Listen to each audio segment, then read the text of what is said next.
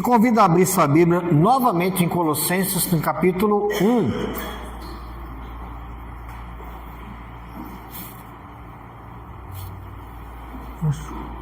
Acho que é essa aqui. Pode tirar ela da tomada se você quiser. Colossenses capítulo 1, nós lemos no início de 13 a 23, nós vamos ler agora, eu vou ler de 15 a 20, que é o nosso texto de mensagem agora à noite. Diz assim, Colossenses 1, de 15 a 20. Este é a imagem do Deus invisível, o primogênito de toda a criação.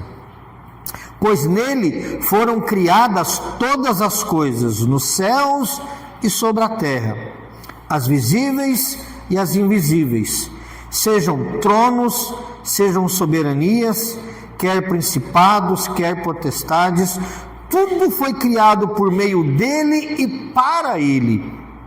Ele é antes de todas as coisas, nele tudo subsiste. Ele é a cabeça do corpo da igreja. Ele é o princípio, o primogênito de entre os mortos, para em todas as coisas ter a primazia, porque aprouve a Deus que nele residisse toda a plenitude, e que, havendo feito a paz pelo sangue da sua cruz, por meio dele, reconciliasse consigo mesmo todas as coisas, quer sobre a terra, quer nos céus. Versículos importantes.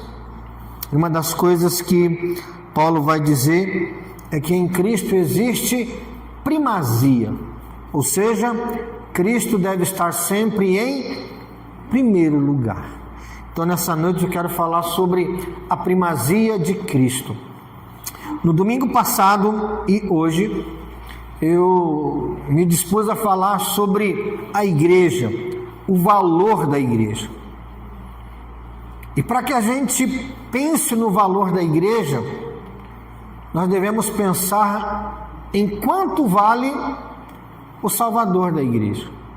Semana passada nós vimos Paulo dizendo em Efésios a respeito da igreja como um edifício, uma construção, e Deus como construtor. Tinha um terreno vazio, gente sem Deus, sem esperança, sem vida, sem fé, sem Cristo, e nesse terreno vazio Deus colocou um construtor que é Jesus, um construtor poderoso. E o que é que o construtor Jesus constrói?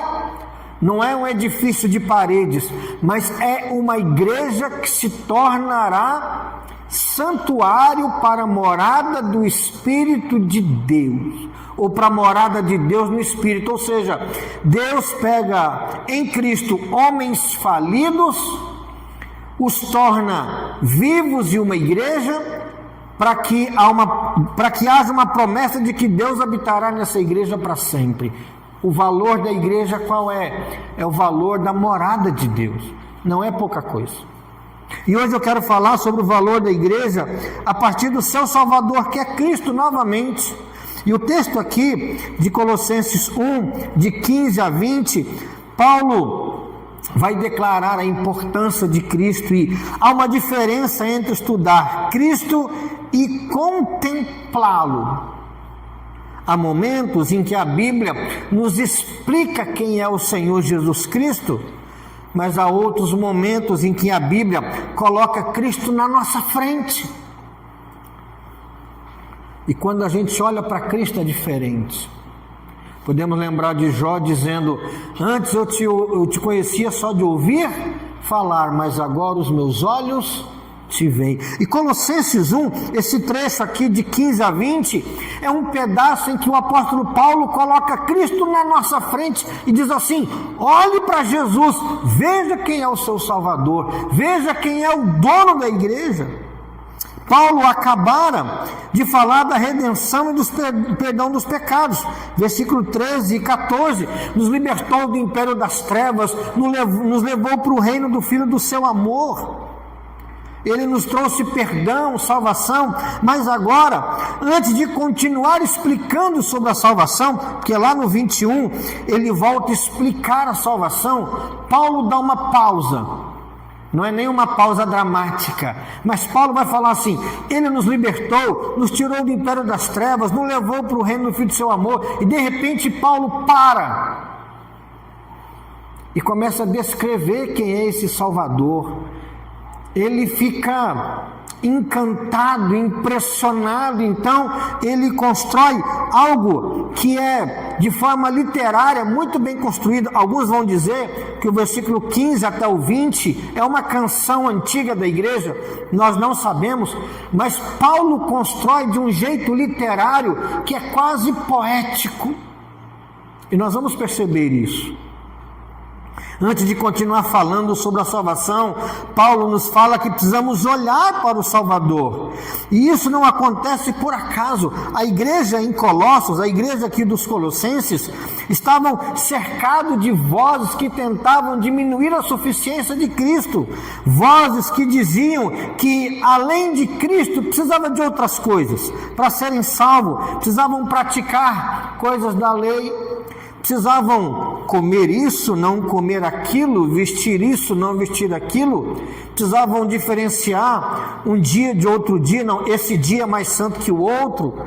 Havia voz na igreja colocando outros mediadores. Não é que eles diziam que Cristo não era importante, mas queriam colocar outras coisas iguais a Cristo. E Paulo, quando olha para isso, não pode aceitar que uma igreja imagine que tem qualquer outra pessoa ou qualquer outra coisa junto com Jesus. Então Paulo para falar da superioridade, da primazia, do primeiro lugar, da excelência do Senhor Jesus Cristo.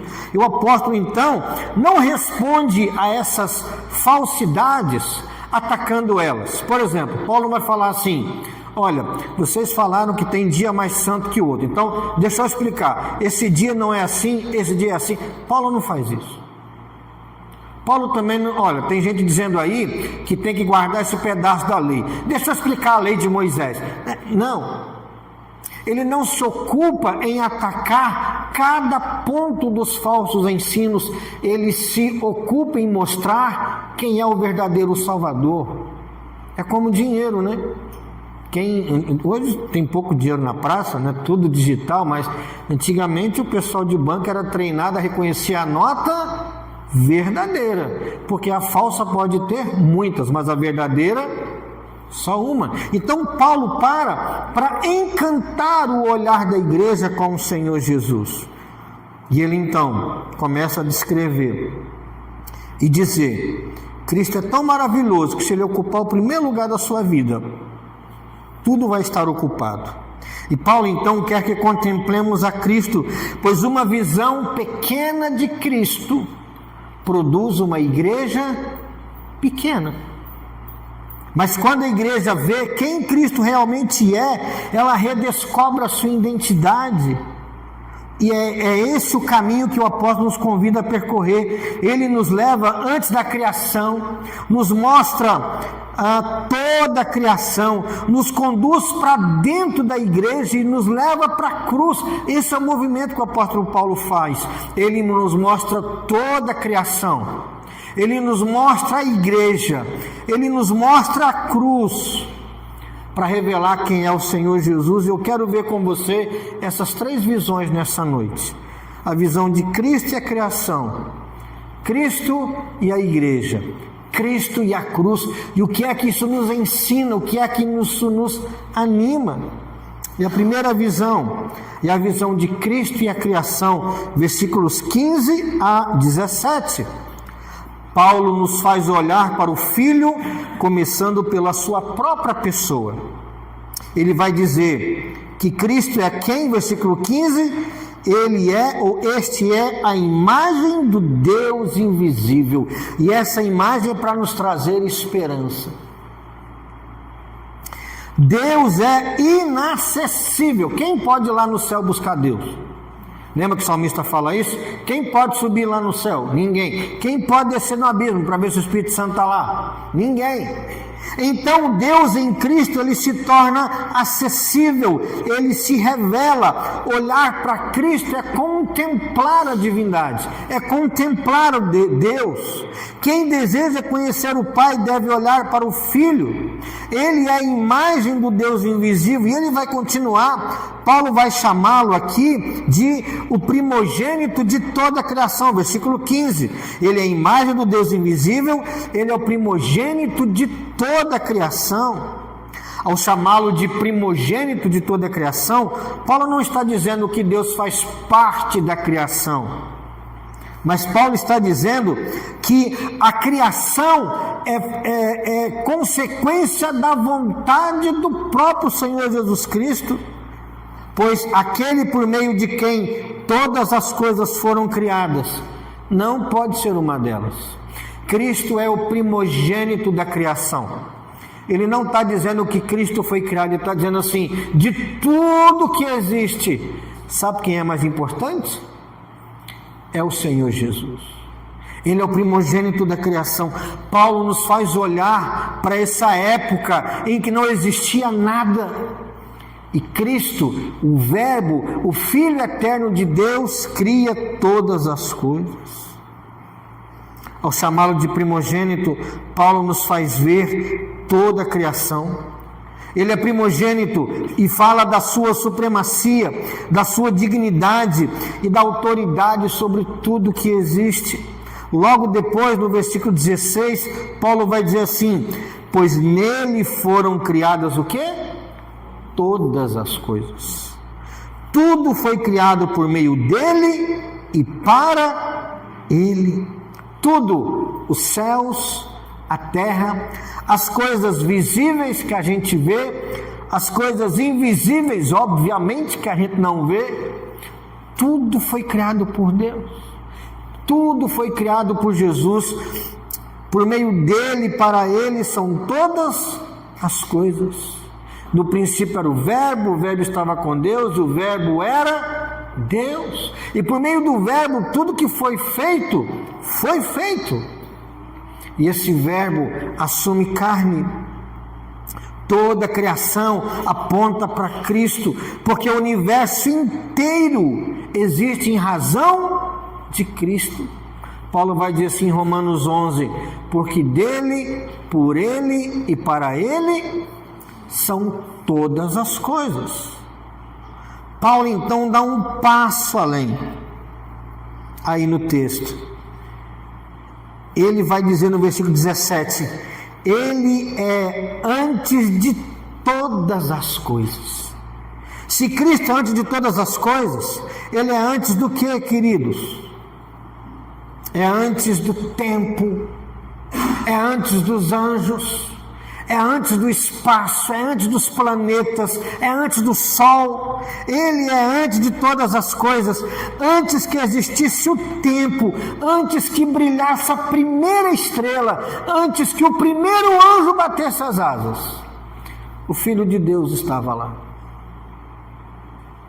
imaginando e criando todas as coisas pelo poder da sua própria palavra. Então ele é eterno, ele é antes de todas as coisas, e porque ele é eterno, Paulo conclui no versículo 17, finalzinho, nele tudo que subsiste. O sol está pendurado aí porque Jesus existe.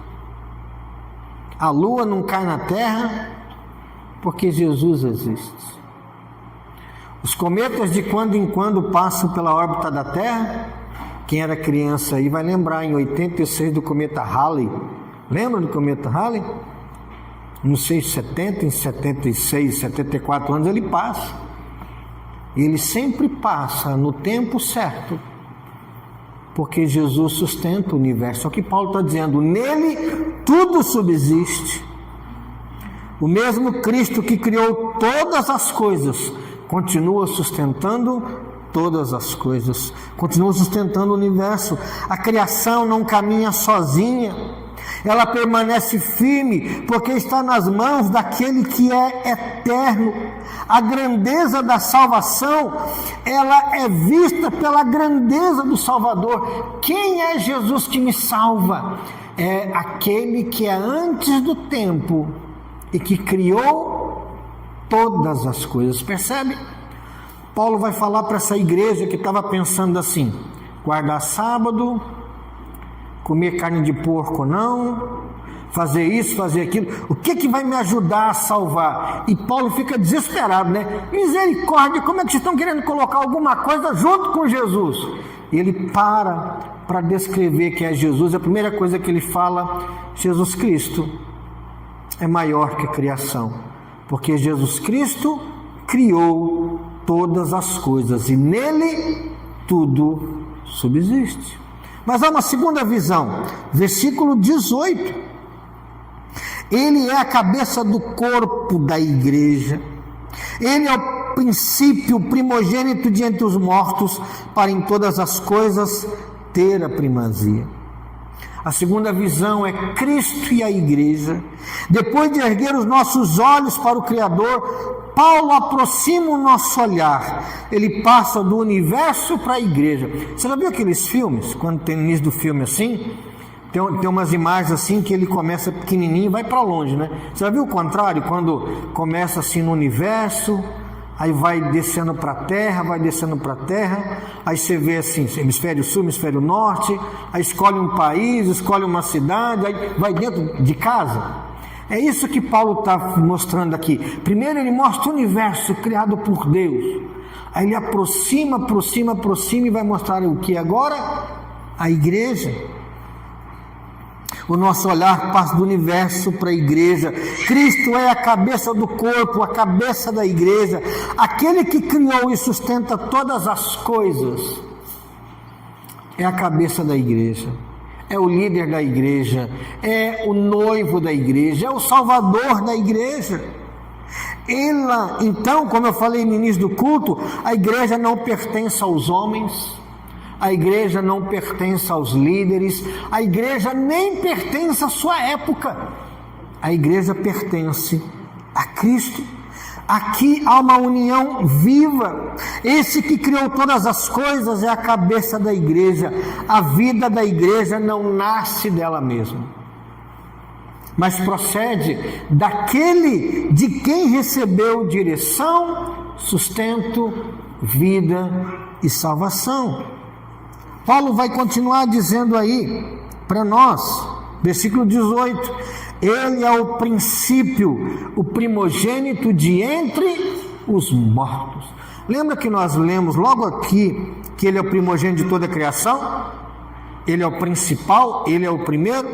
Agora, quando Paulo aproxima a imagem, agora ele vai dizer que ele é o primogênito de entre os mortos.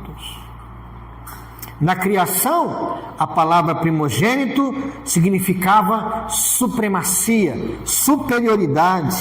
Agora, a palavra primogênito aqui, dos mortos, indica nova criação. Primogênito da criação, criou todas as coisas. Primogênito de entre os mortos, ele é o principal e o criador da nova criação. Por quê? Porque Cristo ressuscitou em glória.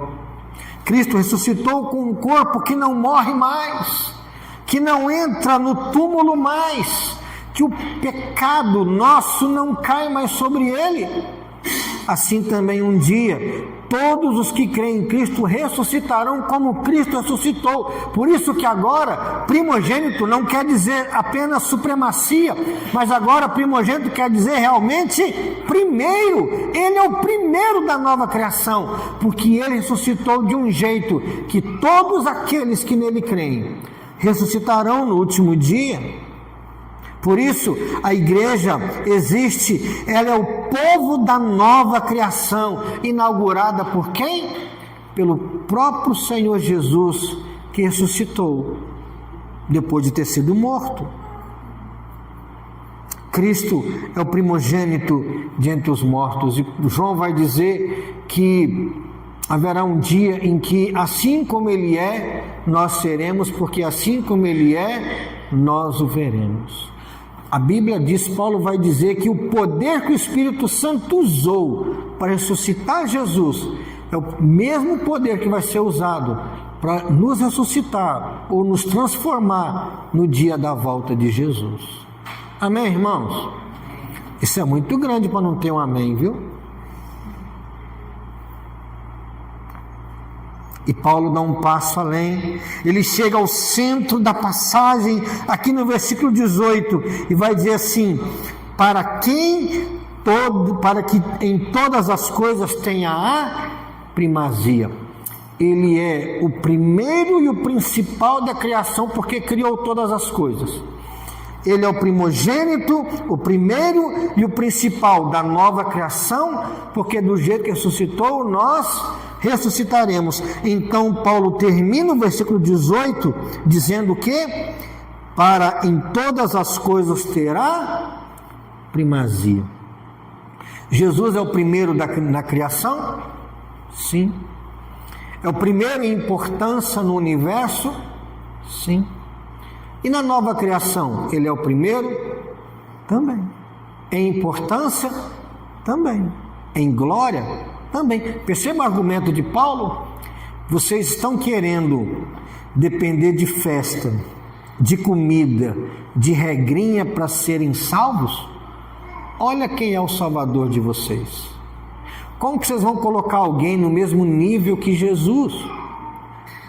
Na eternidade, na criação, na igreja, tudo converge, tudo vai para essa verdade. O propósito do Pai sempre foi que o Filho ocupasse qual lugar? O lugar da primazia, o primeiro lugar. Os falsos mestres queriam dividir a igreja dos colossenses, mas Paulo mostra que quando Cristo ocupa o lugar que o Pai lhe deu, não sobra espaço para outro mediador, para outra autoridade, para outro fundamento. Se nós soubermos quem é Jesus, como Paulo mostra aqui, nós vamos buscar outra ajuda além de Jesus? Não vamos. Não vamos de jeito nenhum. Os falsos mestres queriam dividir a igreja, a atenção da igreja. Mas Paulo deixa claro que Cristo ocupa o lugar que o Pai lhe deu, o primeiro lugar. Vimos sobre Cristo e a criação, Cristo e a igreja.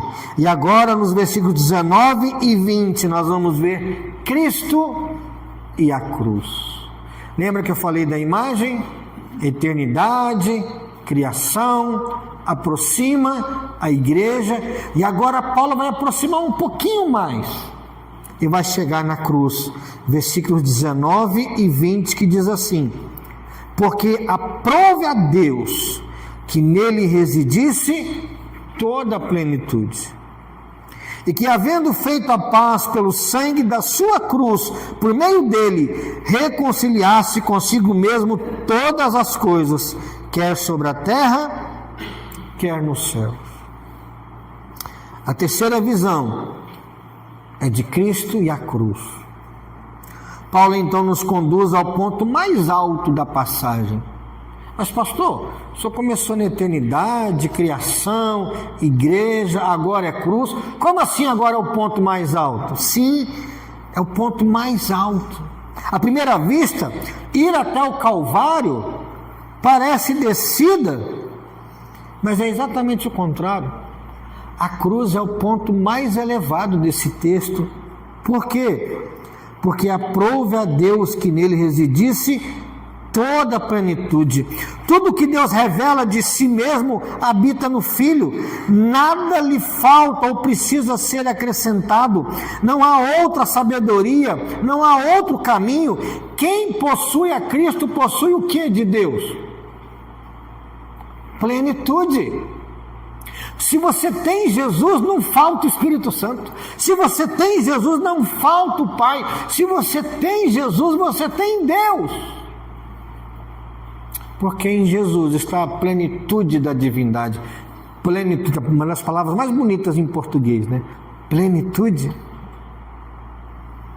E mais uma vez, a passagem nos surpreende aqui nos versículos 19 e 20. O Cristo em quem habita toda a plenitude e que sustenta o universo é o mesmo que derramou o seu sangue. Versículo 20.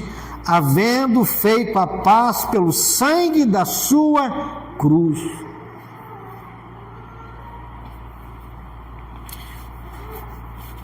As mãos que criaram o universo, que criaram as estrelas, que criaram os anjos, que criaram as galáxias. Como diz os astrônomos, existe no universo mais ou menos 100 bilhões de galáxias. Em média, de 100 a 120 bilhões de estrelas em cada galáxia. Faz a conta, 100 bilhões vezes 100 bilhões. Eu não sei fazer essa conta. E as mãos que fizeram isso foram transpassadas na cruz para formar um povo, para formar a igreja. Esse é o argumento de Paulo. Paulo nos mostra Cristo criando todas as coisas antes da eternidade já existindo, formando uma igreja, formando um povo, sendo cabeça desse povo, mas esse povo não foi unido de qualquer jeito. Esse povo não foi salvo de qualquer jeito. As mãos que criaram e sustentam o universo foram transpassadas e o Senhor da glória entregou-se para reconciliar pecadores com Deus. A cruz não diminui a glória de Cristo, a cruz revela a grandeza do amor de Cristo. E a obra da cruz não termina no Calvário. O sangue de Cristo não reconciliou apenas indivíduos, ele inaugurou a restauração da criação ferida pelo pecado. Olha o que diz o versículo 20 aí. Por meio dele, por meio do sangue da sua cruz, reconciliar-se consigo mesmo todas as coisas, quer sobre a terra, quer nos céus.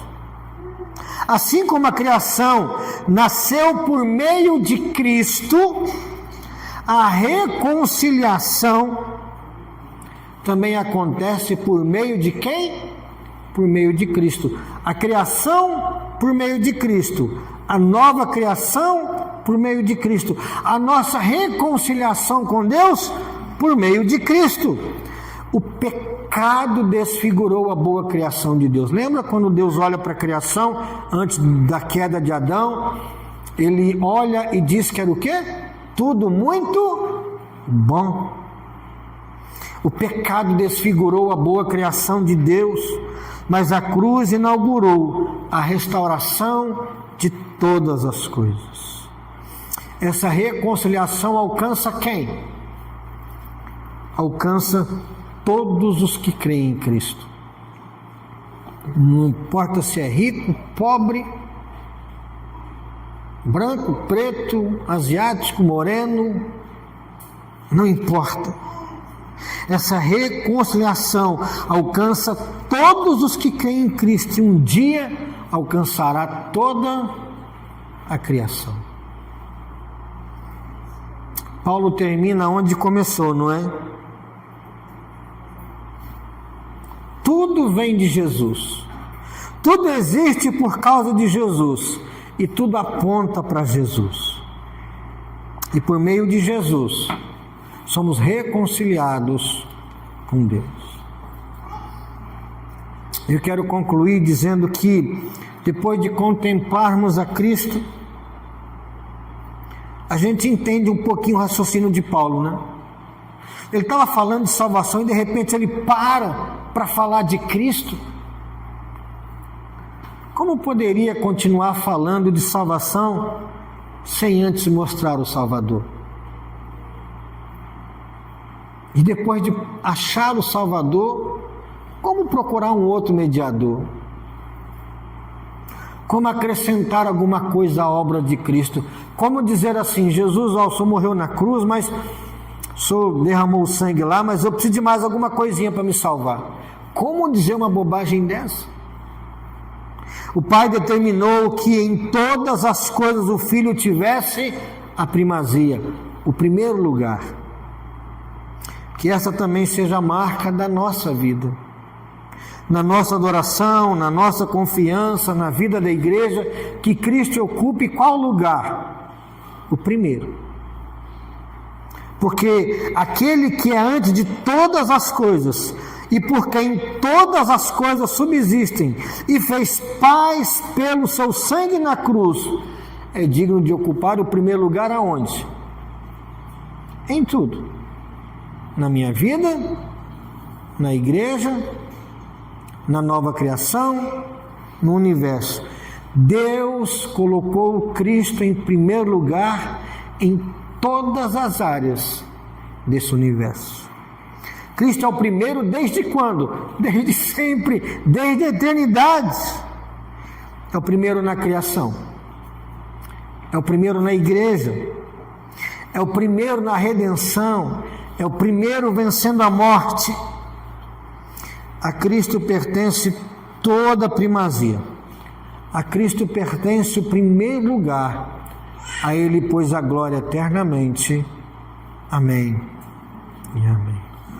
Cristo é a criação, Cristo é a igreja, Cristo é a cruz. Em tudo isso Ele é o primeiro lugar. Então a salvação que Ele dá para nós é uma salvação perfeita, completa, suficiente. Se eu te perguntasse assim, você vai para o céu? E você falasse, vou.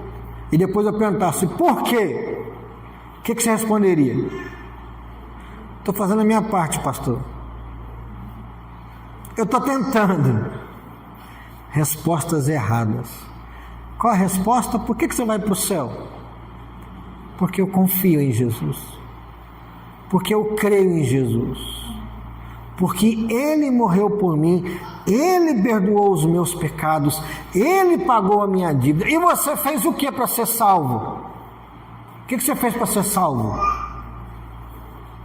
Fez sim. Você se perdeu. O que você fez para ser perdoado? Você pecou. E de bom? Não, de bom a gente não faz nada. Mas Cristo faz tudo de bom para nós. Quem tem Cristo não precisa de regrinha. Quem tem Cristo tem uma nova vida, obviamente, mas não é pelo que a gente faz, pelo que a gente fala, que temos a vida eterna. É por causa de Cristo. Isso nada tem a ver com orgulho. Tem gente que pensa assim, né? Crente diz que tem certeza da salvação, é tão orgulhoso, tão soberbo. Não, é exatamente o contrário. Eu sei que eu não estou valendo nada, mas aquele em quem eu confio é o primeiro em todos os lugares desse universo, desde toda a eternidade e para todo sempre. Confie em Jesus, ore no nome de Jesus, dependa de Jesus para ser salvo, na sua família, para o seu trabalho, para as suas decisões. Dependa, ame Jesus, leia a Bíblia. Eu vou ler a Bíblia para descobrir o que Deus quer que eu faça. Não. Leia a Bíblia para descobrir quem é essa figura, quem é o Senhor Jesus.